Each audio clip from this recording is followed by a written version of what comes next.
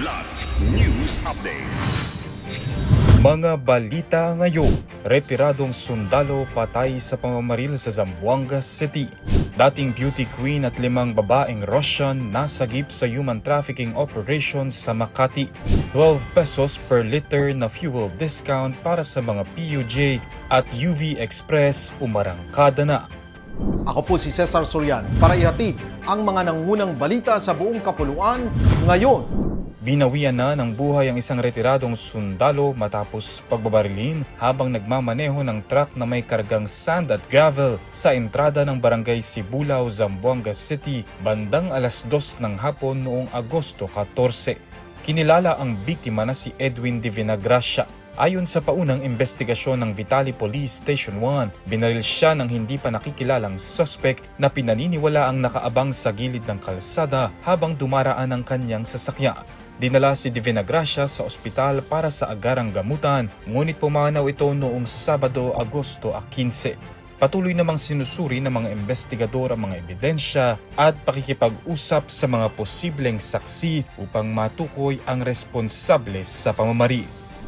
Nasagip ng National Bureau of Investigation o NBI ang isang dating beauty queen at 5 babaeng Russian sa isinagawang operasyon kontra human trafficking sa isang luxury hotel sa Makati City noong Huwebes. Ayon sa NBI, inaresto rin sa operasyon ng isang lalaking talent manager at may-ari umano ng isang kilalang modeling agency na pinaghihinalaang sangkot sa pag-aalok ng mga babae para sa komersyal na sexual na pagsasamantala. Batay sa investigasyon, kabilang sa mga biktima ang mga beauty queen, artista at modelo na umano'y inaalok kapalit ng bayad para sa companionship at iba pang serbisyo.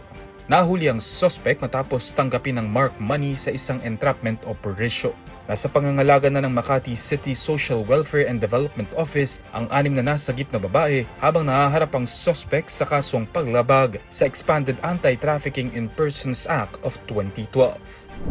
Sinimulan na kahapon, Agosto 15 ang pagpapatupad ng 12 pesos kada litrong fuel discount para sa mga kwalipikadong Public Utility Jeepney o PUJ at UV Express drivers at operators. Sa ilalim ng programa, maaaring makatanggap ang bawat benepisyaryo ng diskwento para sa hanggang 150 litro ng gasolina kada linggo, nakatumbas ng hanggang 1,800 pesos na discount. Kahapon ay personal ding ininspeksyon ni LTFRB Chairman Attorney Vigor Mendoza ang implementasyon ng fuel discount sa ilang gas stations. Itinaas ang subsidiya mula 10 pesos kada litro upang makatulong na maibsan ang epekto ng mataas na presyo ng langis sa sektor ng pampublikong transportasyon. Kaugnay nito ay inaasahang magkakaroon ng dagdag presyo sa produktong petrolyo sa susunod na linggo batay sa ika-4 na araw ng trading. Para sa Kidlat News Channel, ako si Renz Zalinon, nag-uulat. Ako po si Cesar Sorian, kasama nyo sa bawat pagputo ng balita.